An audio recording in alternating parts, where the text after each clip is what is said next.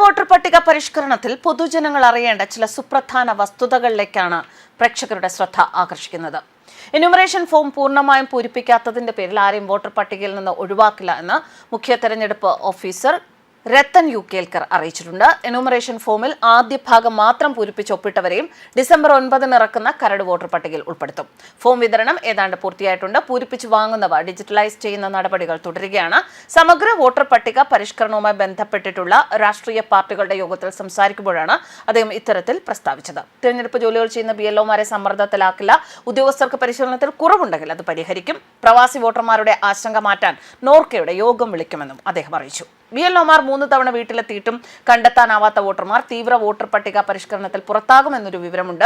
അവരുടെ പട്ടിക തിരഞ്ഞെടുപ്പ് കമ്മീഷന്റെ വെബ്സൈറ്റിലും ഇലക്ട്രൽ രജിസ്ട്രേഷൻ ഓഫീസ് തലങ്ങളിലും ബൂത്ത് അടിസ്ഥാനത്തിൽ പ്രസിദ്ധീകരിക്കുന്നതിന് പുറമെ രാഷ്ട്രീയ പാർട്ടികളുടെ പ്രതിനിധികൾക്കും നൽകും. ഇവരുടെ പേര് വിവരങ്ങൾ രാഷ്ട്രീയ പാർട്ടികൾ ചുമതലപ്പെടുത്തുന്ന BLOമാരുമായി BLOമാർ ചർച്ച ചെയ്താണ് അന്തിമ പട്ടിക പുറത്തുകൊണ്ടുവരിക എന്ന് മുഖ്യ തെരഞ്ഞെടുപ്പ് ഓഫീസർ അറിയിച്ചു.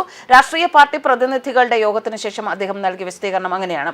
ഇവരെ കണ്ടെത്തി എന്യൂമറേഷൻ ഫോറം പൂരിപ്പിച്ച് പട്ടികയിൽ ഉൾപ്പെടുത്തും. കരട് പട്ടിക പ്രസിദ്ധീകരിച്ച ശേഷവും അവസരമുണ്ട്. അതുകൊണ്ട് ആരും ഭയപ്പെടേണ്ട. മരിച്ചവർ, സ്ഥിരമായി താമസം മാറിയവർ, മറ്റ് സ്ഥലത്ത് പേര് ചേർത്തവർ, മറ്റു കാരണങ്ങളാൽ ഉൾപ്പെടാത്തവർ എന്നിവരാണ് അൺട്രേസബിൾ വിഭാഗത്തിൽ വരുന്നത്. 28 ലക്ഷത്തോളം ഫോറങ്ങൾ ഡിജിറ്റലൈസ് ചെയ്തപ്പോൾ 1.2 ലക്ഷത്തിലേറെ വോട്ടർമാരെയാണ് ഈ വിഭാഗത്തിൽ കണ്ടെത്തിയത്. മരിച്ചവർ മാത്രം 66,740 പേരാണ്. മറ്റിടങ്ങളിൽ വോട്ടുള്ളവർ 6,032 സ്ഥിരമായി താമസം മാറിയവർ 37,835. പൂരിപ്പിച്ച എന്യൂമറേഷൻ ഫോറം ഡിസംബർ 4 നൽകണം എന്നാണ് ഷെഡ്യൂളിൽ ഉള്ളത്. എങ്കിലും ചൊവ്വാഴ്ചയ്ക്കകം നൽകാൻ ആവശ്യപ്പെടുന്നുണ്ട്. ഒഴിവാക്കപ്പെട്ടവരെ ചേർക്കാനും പരിശോധിക്കാനുമാണ് ബാക്കിയുള്ള ദിവസങ്ങൾ വിനിയോഗിക്കുക. ഫോറം പൂരിപ്പിച്ചു നൽകുന്നവരെല്ലാം ഡിസംബർ 9 പുറത്തിറക്കുന്ന കരട് വോട്ടർ പട്ടികയിൽ ഉൾപ്പെടും. പിന്നീട് ആവശ്യമുണ്ടെങ്കിൽ മാത്രമാകും രേഖകളുമായി പരിശോധനയ്ക്ക് EROമാർ വിളിക്കുക. BLOമാരുടെ സഹായത്തിന് കുടുംബശ്രീ പ്രവർത്തകർ ഉൾപ്പെടെ ഉള്ളവരെ ഫെസിലിറ്റേറ്റർമാരായി നിയോഗിക്കാൻ കളക്ടർമാർക്ക് നിർദ്ദേശം നൽകി. KSRTC കണ്ടക്ടർമാർ അടക്കമുള്ളവരെ നിയോഗിക്കാം എന്ന നിർദ്ദേശം പരിഗണിക്കുമെന്ന് കേൽക്കർ പറഞ്ഞു. 2002 വോട്ടർ പട്ടികയിലുള്ള ബന്ധുക്കളുടെ പേര് രേഖപ്പെടുത്തണം എന്ന എന്യൂമറേഷൻ ഫോറത്തിലെ കോളത്തിൽ അച്ഛൻ, അമ്മ, മുത്തശ്ശൻ, മുത്തശ്ശി എന്നിവർക്ക് പുറമെ സഹോദരങ്ങളെയും ഉൾപ്പെടുത്തണമെന്ന് രാഷ്ട്രീയ പാർട്ടികൾ ആവശ്യപ്പെട്ടു. പൗരത്വ നിയമം രഹസ്യമായി അടിച്ചേൽപ്പിക്കാനുള്ള നീക്കമാണ് SIRലൂടെ നടത്തുന്നത് എന്ന അതേസമയം മുസ്ലിം ലീഗ് ജനറൽ സെക്രട്ടറിയുടെ പ്രസ്താവന.